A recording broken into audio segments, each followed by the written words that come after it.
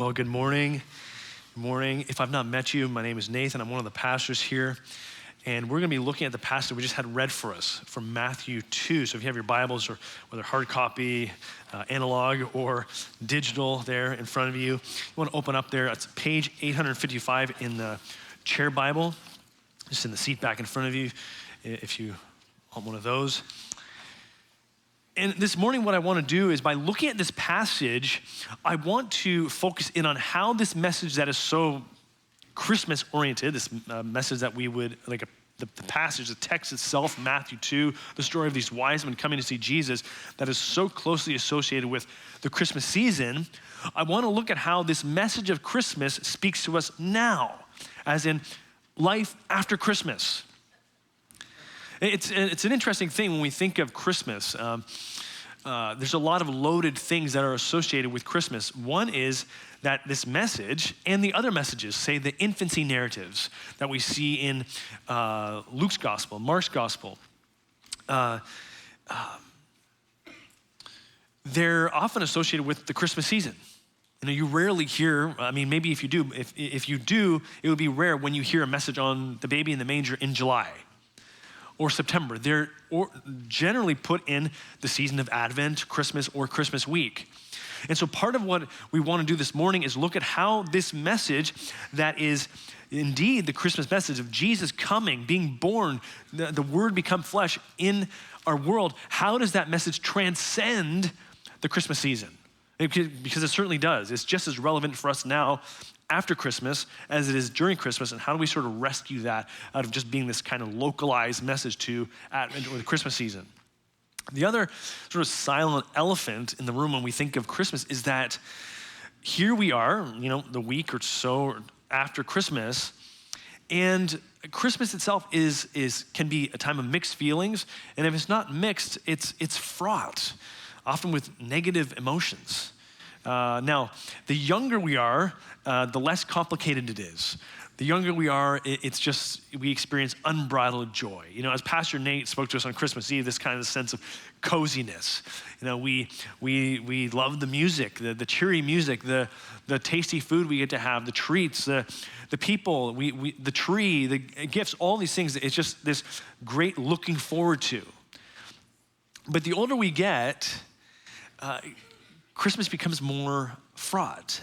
And what I mean by that is there are different levels of negative emotion that we can encounter. One is the financial stress, where for some of us, when we think of Christmas, we think of the pressure on our bank account. Thinking, we want to spend this, but man, that's stressful. And so Christmas for us is associated with financial stress. And if it's not that, it might be the fact that when we visit with people at Christmas, we're meeting up with people that we don't really want to see. They're difficult people. Maybe it's that crazy uncle or that in-law who you think, I don't like that person. Or for some of us, we might actually know we are that person that people don't really want to see. And that's also difficult. If we think, yeah, I'm a difficult person and I know people don't want to see me. Again, there's that stress. And if it's not that, for some of us this morning, life after Christmas is a feeling of great relief that we just made it through, because when we think of Christmas, we think of loss. And there's sadness that tinges the whole thing, because there's this sense of absence of this person who's been with us and is no longer actually around the table with us because they're not here. So Christmas can be incredibly difficult. This is why we need to see how this message of the wise men coming to see Jesus, how it speaks to us now as we live life after Christmas. Most of our lives, so to speak, are lived after Christmas. How does this message of the wise men coming to see Jesus speak to us now, today, after Christmas? Really quick sidebar. I recently heard this guy, he was running this scenario of, what if it weren't wise men, but wise women? And I thought it was interesting, so just really quick, humorous piece here. He said, well, if they were wise women, they would have asked for directions, because women are better at asking for directions than men, and that would have enabled the wise women to arrive on time. If they were wise women and not wise men, they would have made something like a meal or brought a casserole, because that's what they do. they would do that. And this is what this guy said. And he said, well, if they came as wise women, they would have helped with the delivery. They would have gone into like midwifery mode, help with the delivery. And also they would have made sure the place was cleaned up before they left. They would have cleaned the room, cleaned the house, and then headed back on the return journey. That's the story of the wise women. Very abbreviated version. Alas, we're not talking about wise women, we're talking about wise men. And just to give you a quick roadmap of where we're going this morning, we're gonna look at the context, kind of the contours, the details that make up the meaning of this story, and then come back to zooming in on how does this story of Christmas speak to us now, living life after Christmas. So first, the context. We start with verse 1. Verse 1, we see that Jesus is born. He has been born. Now, for the original listeners, this in and of itself would have been incredibly good news. The Jewish community up until this time were in a period of incredible waiting.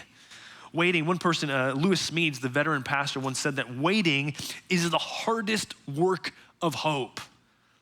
Waiting is the hardest work of hope. And for those of us, actually all of us, it's part of the human experience. It's not a matter of if, it's a matter of when you have that time of waiting, maybe waiting for a job. You've been working hard for this thing and you like put out the resumes, CVs, had the calls, and you're waiting, or you're waiting for a certain relationship, or there are different levels at which we experience waiting. But for the Jewish community, they were waiting for a Messiah. They were waiting for someone who would save them from the brokenness in their lives, the brokenness of this world.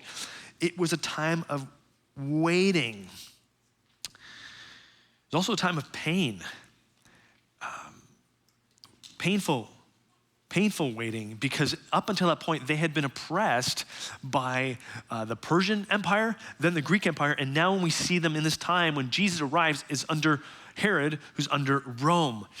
So a great time of painful waiting. And when we see this person who comes up in verse 1, named Herod, King Herod, Jesus was born in Bethlehem in Judea during the time of King Herod. Now, it's worth asking, who is that? Who is King Herod? Now, many of us, just by hearing these Christmas stories every year, we know the name, but who was King Herod? Well, first, he was known as Herod the Great. That's how historians identify him. They identify him as Herod the Great. He was known for his extensive building projects, notably the Temple of Jerusalem, which would have towered. It would have been the main prominent thing of the skyline in that area in its time. More than that, one person put it like this: Herod was both brilliant and brutal. He was extremely intelligent, capable of doing many great things, and also he was a violent and cruel person. He was also complex, incredibly complex. He was racially an Arab, religiously Jewish, culturally Greek, and politically Roman. So if you think your life is complex, Herod might have you beat on that. So leading up to Jesus' arrival, there's this enormous time of waiting, of painful waiting, of cruelty, of violence that we see punctuated by the rule of Herod, and also fear. Pastor Nate, as he spoke to us through the Gospel of John in December, at one point, I think at least in one of the sermons, he talked about these angelic encounters. And whenever you read of these angelic encounters, particularly of Gabriel meeting with Joseph and then Gabriel meeting with Mary, those encounters are always prefaced with, "Do not be afraid." Now, why is the angel saying that? Because they're afraid. They are incredibly afraid. So this time in which Jesus comes to earth is it's a hostile moment in history, of a time of fear, of pain, of violence, of cruelty. Now, why is it important for us to know these details?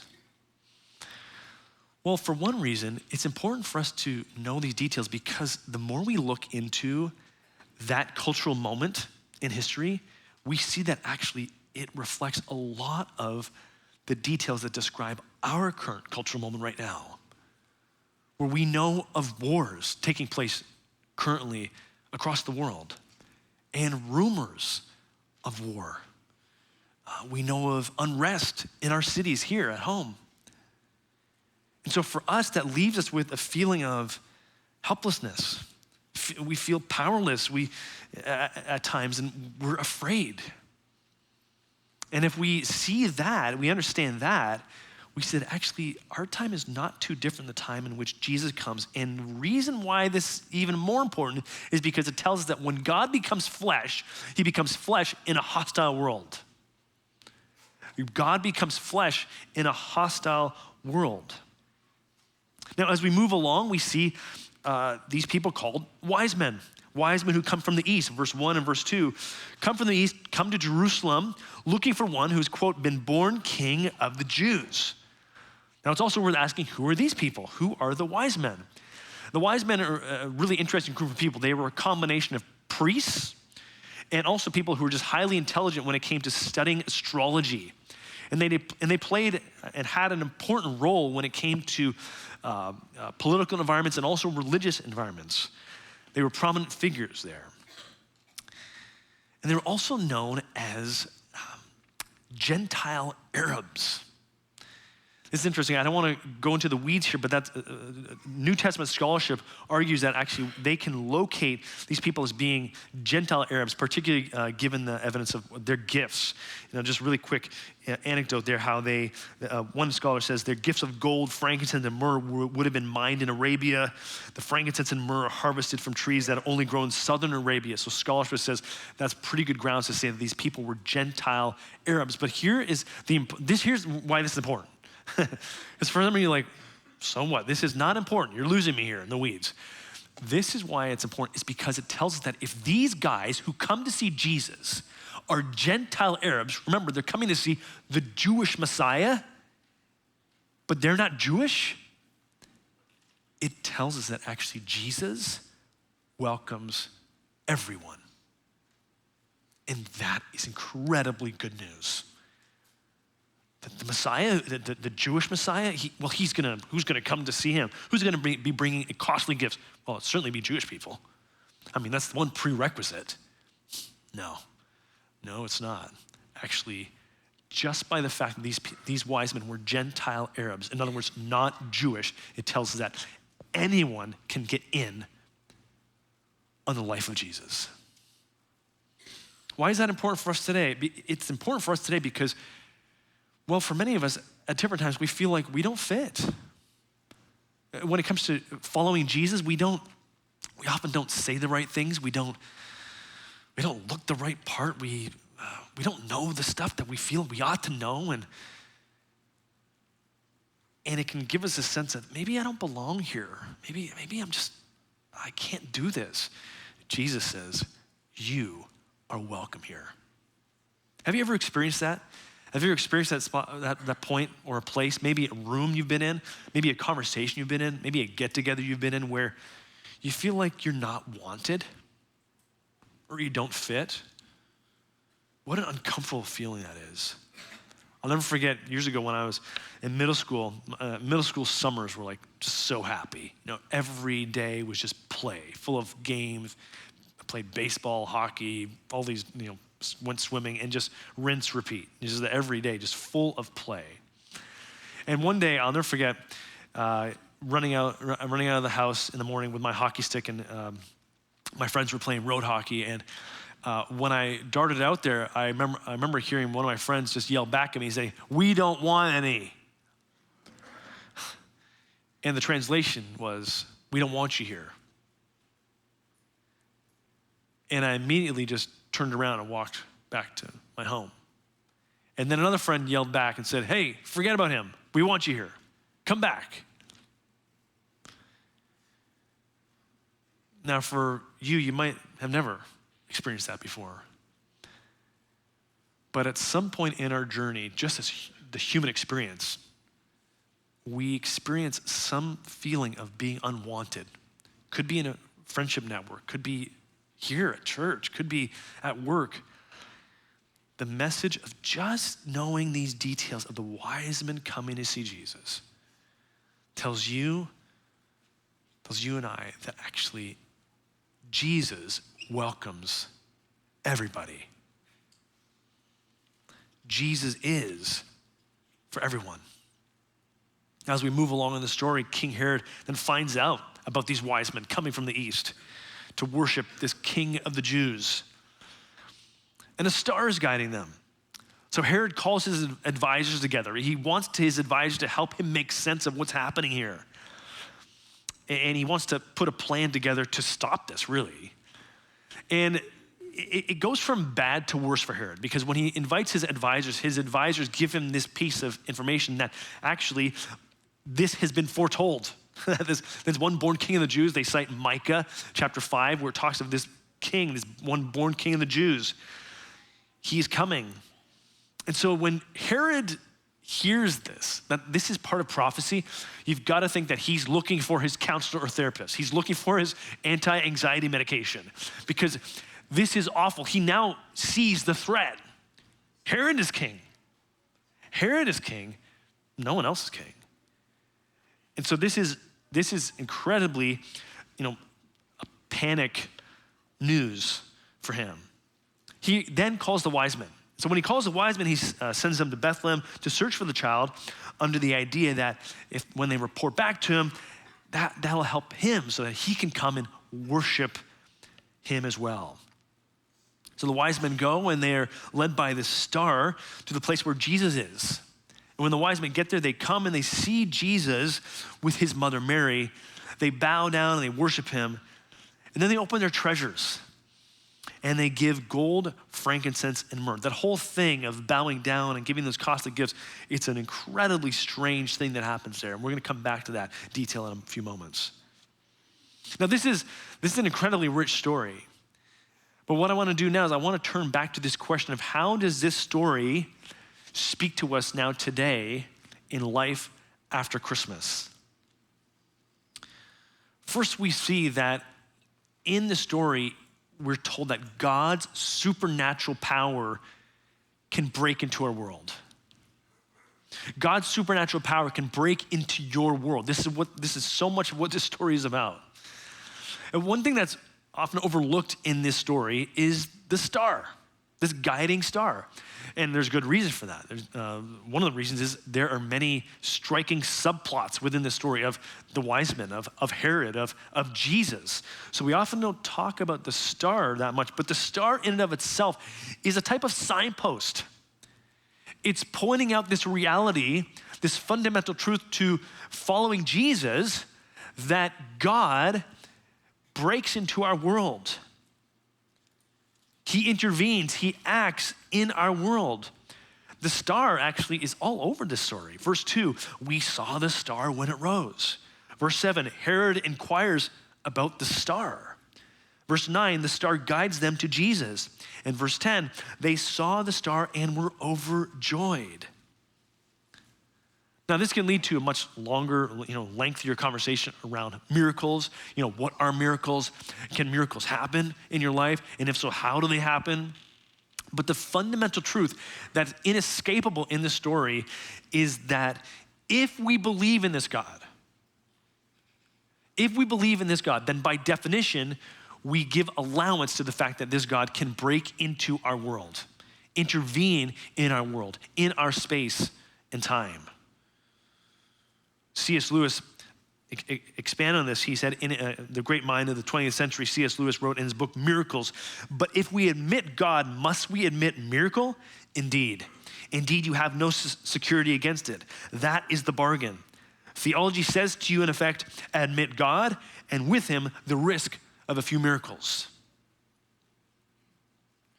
What's he saying? What's C.S. Lewis saying there? He's saying that, look, if you believe in this God, then by definition, you believe that it's possible for him breaking in and giving miracles, making miracles happen, because that is the way in which this God works. God's supernatural power breaks into our world. And really, the guiding star is a signpost of not just God's supernatural power breaking into our world, but here, supremely, in the act of God becoming human. For us today, it reminds us that this same God revealed to us in Jesus can break through into our lives today. In our difficult situations, in a situation that might seem insurmountable. Hard situations, a situation where we feel it's hopeless. The miracle, this miracle tells us actually when we've discounted God, God says, don't count me out yet. The Christmas story tells us that much. So God's supernatural power can break into our world. We see that in the story, but we also see that when God comes, he comes to us in our pain. God comes to us in our pain. And we discussed some of this already, but just think of the time when Christ arrives. Pain, waiting, tumult, fear, violence, cruelty. And amidst all the hardship, difficulty, there is this search for, verse 2, the one born King of the Jews. Verse 4, the Messiah. Verse 6, ruler and shepherd. And you've got to think that someone, and not just singular, but plural, many people in this search and longing for this king, this Messiah, this ruler, this shepherd, someone is asking, who are you, or where are you, God? They're asking the where question. Where are you, God?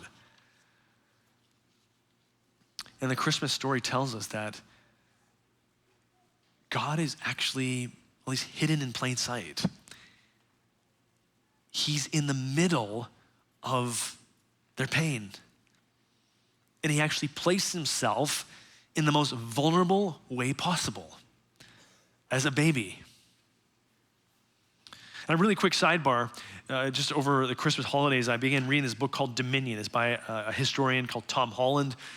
Tom Holland is not a Christian, but he talks about how Christianity came to be. How did Christianity come about? And furthermore, how Christianity has changed the world, how it's impacted different facets of our world. But in the beginning part of his book, he talks about the decades leading up to the time of Jesus.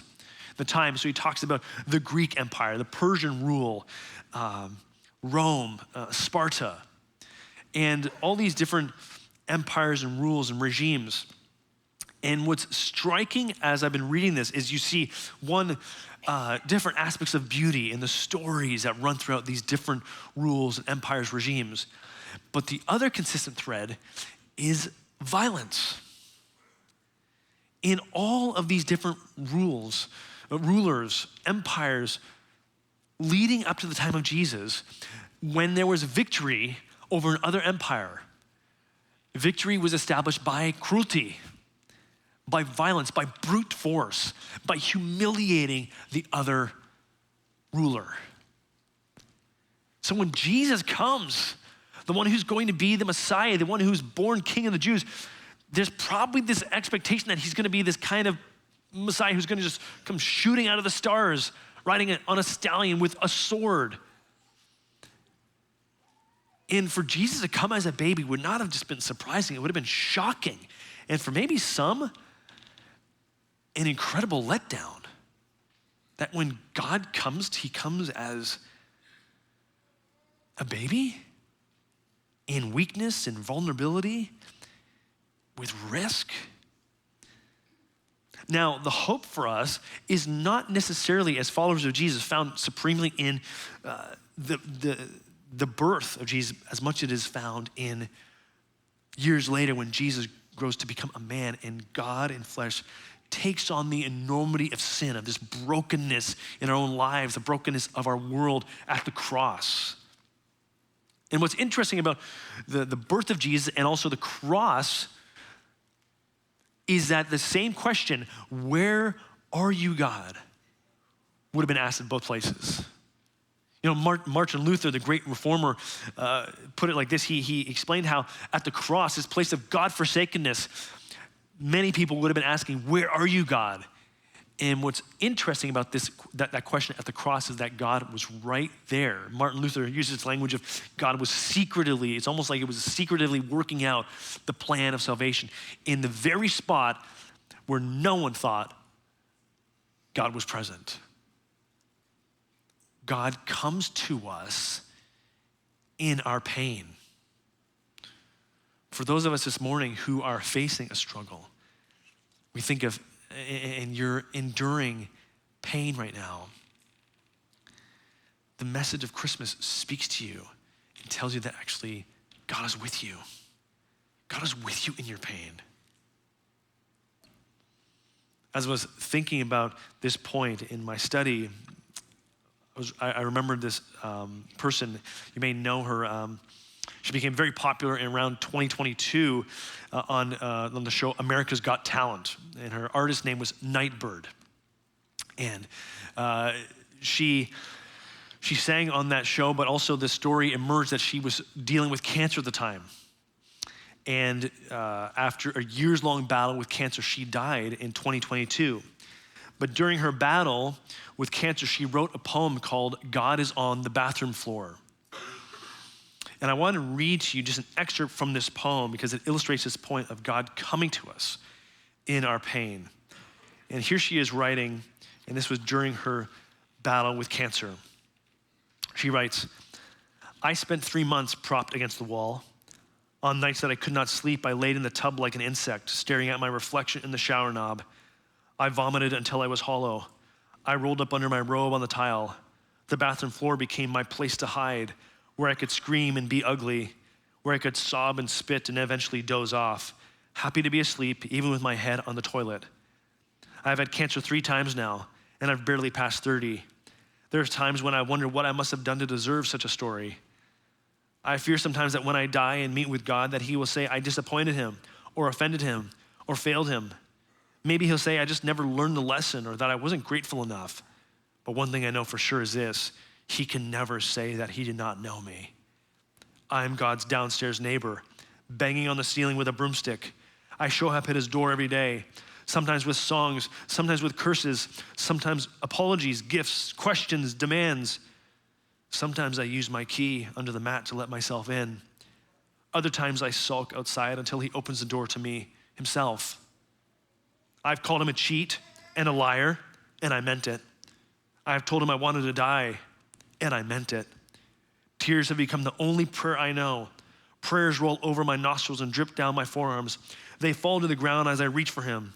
These are the prayers I repeat night and day. Sunrise, sunset. Call me bitter if you want to. That's fair. Count me among the angry, the cynical, the offended, the hardened. But count me also among the friends of God. For I have seen him in rare form. I have felt his exhale. Laid in his shadow, squinted to read the message he wrote for me in the grout. I'm sad too. Later she writes, call me cursed, call me lost, call me scorned, but that's not all. Call me chosen, blessed, sought after. Call me the one who God whispers his secrets to. I'm the one whose belly is filled with loaves of mercy that were hidden for me. Even on days when I'm not so sick, sometimes I go lay on the bathroom mat in the afternoon light to listen for him. I know it sounds crazy, and I can't really explain it, but God is in there, even now. I've heard it said that some people can't see God because they won't look low enough, and it's true. If you can't see him, look lower. God is on the bathroom floor. If you can't see him, look lower. God is on the bathroom floor. God comes to you in your pain. And when he comes to you in your pain, he doesn't come as a God who has no idea what that's like. He comes as a God who became flesh in a hostile world, who encountered, experienced weakness, vulnerability, and great risk. God comes to you in your pain. We also see in this story of the wise men coming to Jesus that Christ is king. Christ is king. Throughout the story, we are very aware that Herod is king. He makes that very clear. He wants everyone to know he is the one who rules that area. But when the wise men come to see Jesus, they bow and worship him. And just by that action and that offering of expensive gifts, it tells us something of who they believed Jesus was. This act of bowing down was a sign of devotion, actually, normally exclusive for high-ranking persons or divine beings. And Bible scholars have pointed out that the gifts they presented of gold, of frankincense, and myrrh were associated with royalty. So just by them giving these gifts and bowing down, it tells us that actually they might not have known fully who Jesus was. But by the way they act here, they knew at least something. They caught a glimpse of something of who Jesus was, that he was king. Now, do they know who he was exactly? Again, they probably didn't know the fullness of who Jesus was. But in light of what they did know, they bowed down in worship. They gave him these costly gifts. Which raises the question, really, the question behind this is, who is Jesus then? Who is Jesus? Now, the more you study or look at the biographies of Jesus, Matthew, Mark, Luke, and John, this becomes the question. Now, one of my professors in grad school pointed out that just like detective novels are called like whodunit genre, like whodunit books, the Gospels are who is he genre. The question, the million-dollar question throughout the Gospels is the question, who is Jesus? And if you get the answer to that question right, you get the whole thing right. But if you get the answer to that question wrong, you get the whole thing wrong. So how would you answer that this morning? Who is Jesus? What's interesting about the question is, verbally, many people in our world might not answer this question, but they answer the question by how they live. We answer the question of who's Jesus by how we live. And it's interesting what comes from that. A friend of mine recently, I was working on, this past week, I was working on like this kind of DIY project at home. And I don't know if anyone can relate to me, but I have a love-hate relationship with DIY projects. And this was probably, well, it was strike a balance. We won in the end, the job got done. But I had a friend over and he was great at helping me. And he also told me about his neighbor and how many of his neighbors have just recently come to Christ. They've started going to church. And he said, but the dad in this one particular home, he has no need. Like he has no need for God whatsoever. And when I've talked to him about it, he said, Nathan, you need to talk to him because every time he really wants to argue with me. So, I think you'd be really good at talking to this guy. And I wasn't sure how to take that. And yeah, there's someone who likes to argue. You'd be good at that. I'm not sure if that was a backhanded compliment, but he said the thing is, every time I talk to him, he says, look, God knows me. God knows me, and he knows like I'm a good person. And he knows I don't need that stuff because God knows me.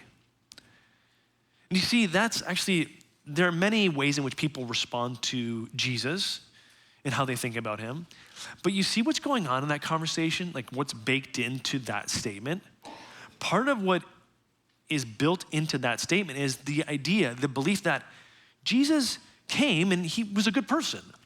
And I might even believe some of his teachings. They're inspiring, they're invigorating, but really in the end, Jesus was a really good person.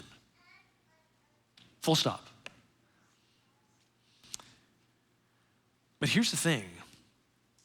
Jesus, as one person put it, Jesus Christ did not come into this world to make bad people good.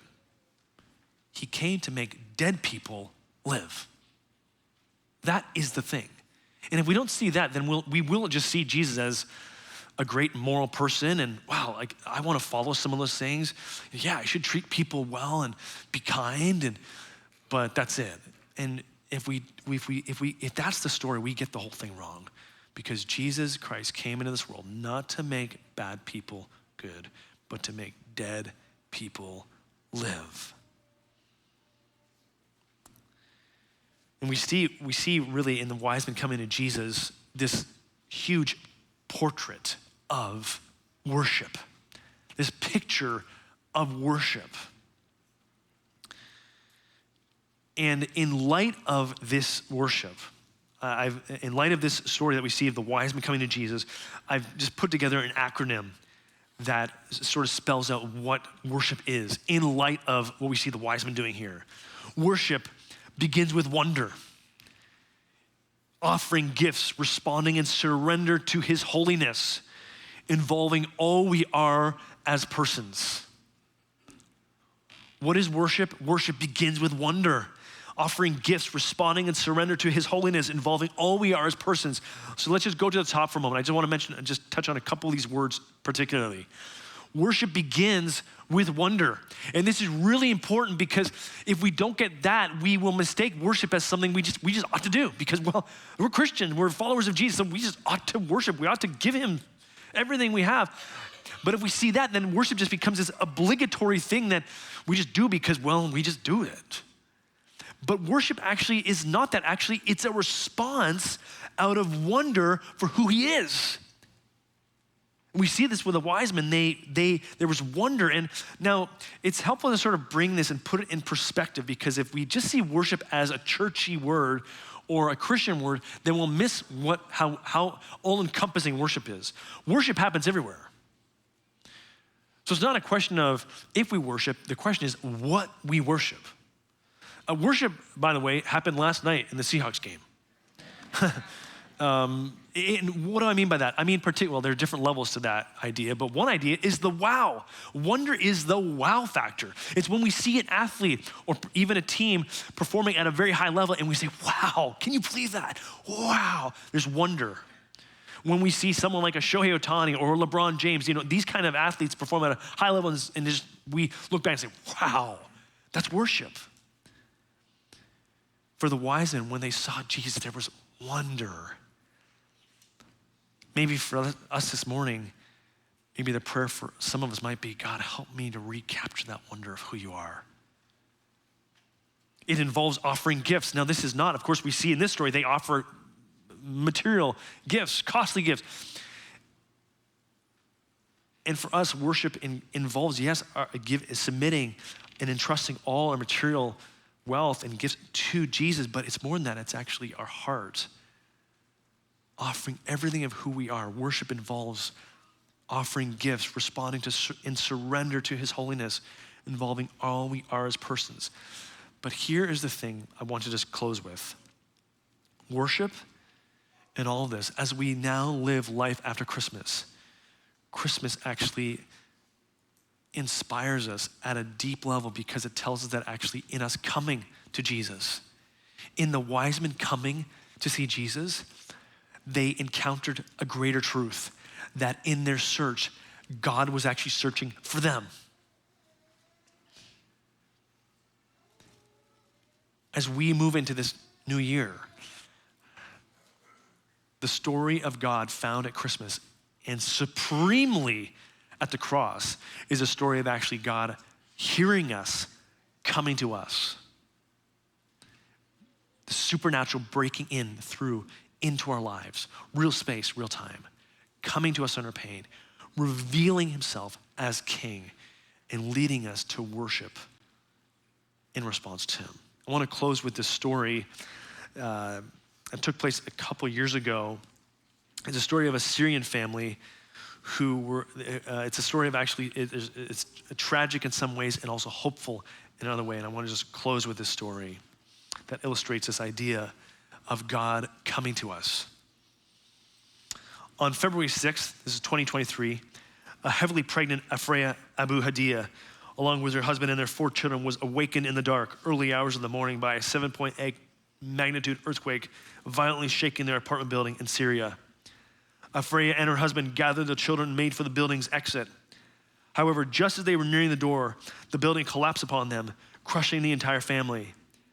Afreya, however, seems to have remained conscious for some hours because she did the unthinkable and delivered a baby girl while trapped beneath the rubble. Then tragically, she died, and her baby was left alone, buried beneath a building in the middle of winter. After the earthquake, relatives and friends rushed to the ruins of the collapsed apartment building in order to try to rescue those who had been inside. And as they dug through the debris, one of them reported hearing a voice from beneath the rubble. The rescuers followed the sound and eventually uncovered the baby, still attached to her mother by the umbilical cord. She was pulled from the wreckage of her house and family and sped to hospital, where she miraculously made a recovery and was adopted by her aunt and uncle, who gave her her mother's name. She was rescued because someone heard her voice. The journalist does not specify what kind of noise she was making, but given that she was injured, suffering from hypothermia, and barely breathing, it seems it must have been weak crying or whimpering.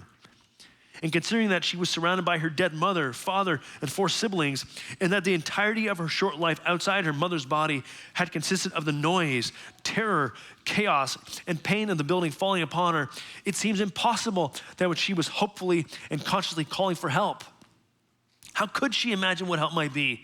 Her mother had not even had the chance to hold her in her arms. What could she know of a tender face, gentle hands, warm blankets, nourishment in her belly, soft fabric against her skin, the healing of wounds?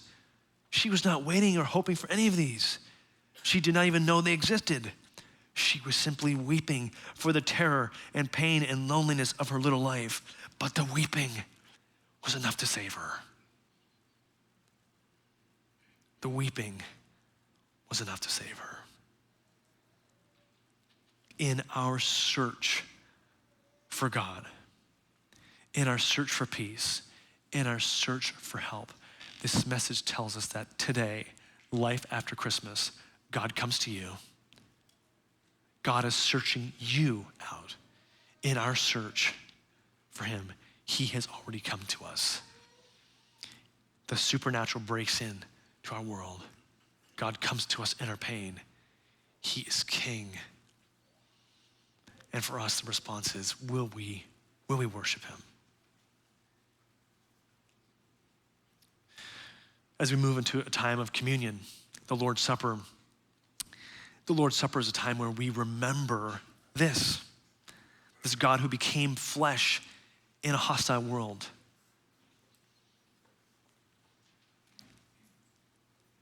And as he became an adult, when he was an adult, he took on the enormity of sin's power, this brokenness, this damaged nature of our world, of our own hearts. And he reconciles us back to him, back to God. He who knew no sin became sin so that we might become the righteousness of God, so that we could be made right with him. Let's pray.